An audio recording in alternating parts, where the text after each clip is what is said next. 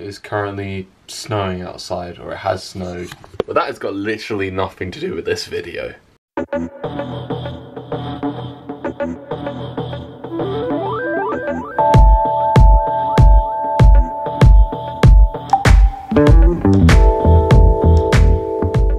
Hello everyone, how are you doing? I hope you're doing good, because it is good to feel good. And the YouTube Rewind came out the other day and it was not good.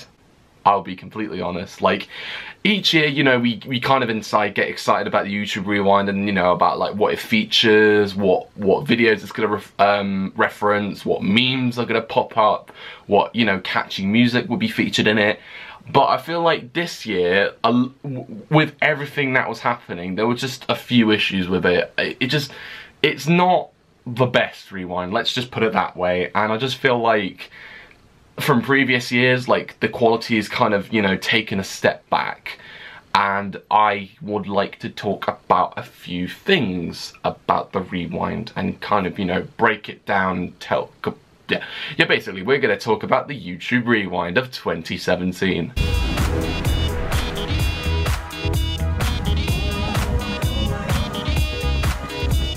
So each year, YouTube like to release a rewind as a kind of way of looking back at the year that was. So you get things that featured include, you know, popular music that was featured throughout the year, references to viral videos, memes and other topics that would pop up throughout the year. And yeah, it just, like, I feel like with everything that was crammed into this year's YouTube Rewind, it just didn't work, in my opinion. And that's why we're going to talk about a few things in which I took concern with, basically.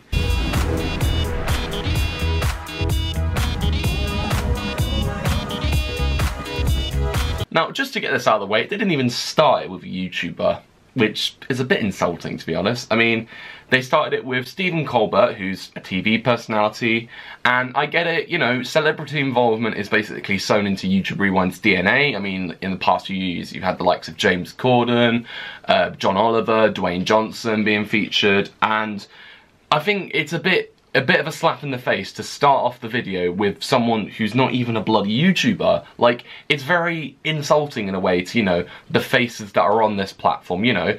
In the past few years, you've had the likes of Kid President, PewDiePie, Superwoman all starting off, and, you know, yeah, at least you know they make content on this platform, and a TV personality or any kind of celebrity starting off the Rewind is just, it's weird. From a brand perspective, it may be, you know, a good idea to, you know, to get some publicity from someone, you know, who's just randomly popped in to say hi. But it just doesn't work, in my opinion. So yeah, next year you better start with a YouTuber, otherwise we're gonna riot.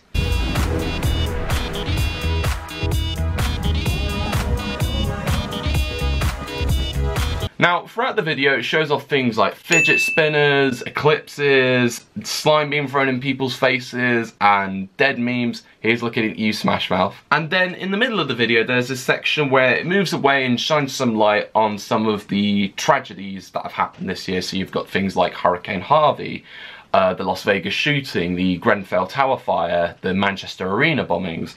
And then it shows a bunch of YouTubers, you know, holding hands in unity with some, you know, inspirational quotes being played in the background. And while I think this is quite a touching sentiment, there's a few problems with it.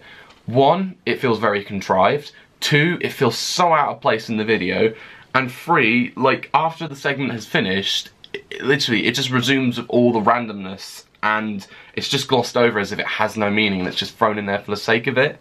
People have died in these incidents, and just to dedicate a few seconds of screen time only to just, you know, drastically change the tone and just gloss over it is in very poor taste. Either you make the whole video theme around, you know, these incidents and give those affected, you know, the time and respect they deserve, or just don't put it in the video. Simple as that.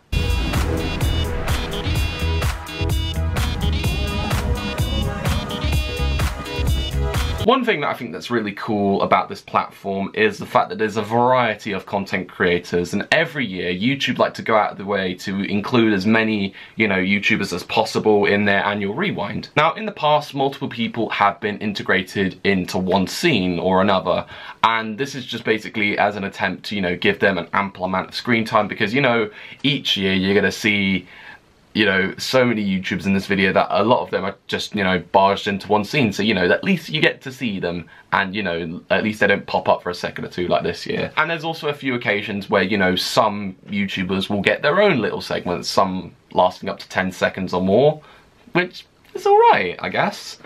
However, this year's video feels just so rushed that for the most part, the creators get about, say, 1 or 2 seconds or maybe even less, which essentially this year's video is a blink and you'll miss it type video. Now, there's one big exception in terms of screen time, and that comes from Logan and Jake Paul, who just so happen to get the most screen time probably out of anyone else in this video, and it feels a bit bizarre.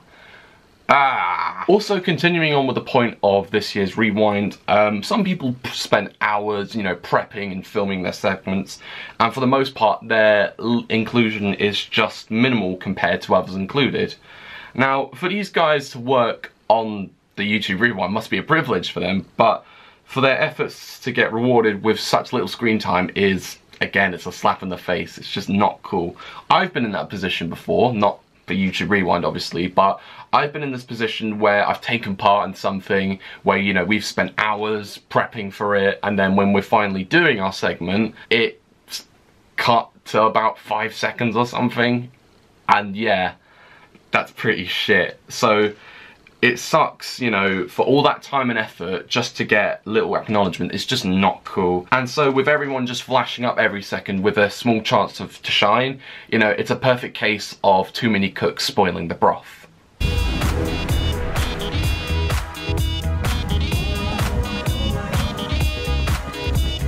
Now, to finish this video off, I want to give a few ideas on what I think they should include and, you know, try and do for future rewinds. So one, don't rush it, because in the space of 7 minutes, you can't expect an entire recap of a year on YouTube with every split second just a new face popping up. So maybe for next year, it will be nice to, you know, go back to the old format where, you know, multiple people are integrated into one scene. So they just, you know, you get to see them for a few seconds, and then boom, we're into a new segment where you get to see more people for a few seconds and stuff like that. And also, if you want, just stretch it out longer than 7 minutes, because I'll be honest, 7 minutes is not going to cut it. Like, it seems a bit ridiculous that, you know, this year, with all that was going on, there's like literally 7 minutes. That's all it took. Or that's all it lasted, rather. And yeah, just stretch it out a bit more, just so, you know, you can, yeah, stretch it out next year. 2, don't portray a message that feels contrived. Now, as I mentioned earlier, there was a segment in the video where it shines some light on, you know, the tragedies that struck this year and on about those who were affected by it. And it felt so out of place with the rest of the video that you could take it out of the video and it does not change the final result. So maybe an idea for the future is to have a video completely separate from the Rewind that, you know, actually focuses on them in a more positive light, and so you don't have all the randomness that's going on around it, basically. So yeah, do that as a separate video, and that way you'll be able to, you know, portray a better message.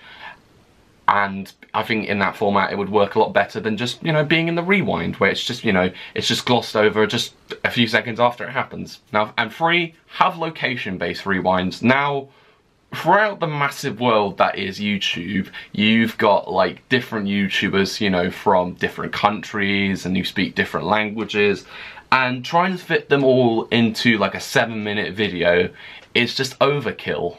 So an idea for future rewinds is to include maybe location-based YouTubers, maybe, you know, one for North America where you've got the likes of the USA, Canada, Mexico and so on, and maybe one for Europe where, you know, you've got the likes of the UK, Spain, France, Italy and so on, and, you know, places like Australia could have one, you know, maybe for one in Asia you've got the likes of China, Japan, South Korea, you know where I'm going with this, but yeah, so have rewinds just solely based on, you know, those locations, and so, you know, it doesn't have to, you know, all be crammed into one video where like, oh, we've got one location and boom, we've got another location. Just, yeah, so spread it out next year.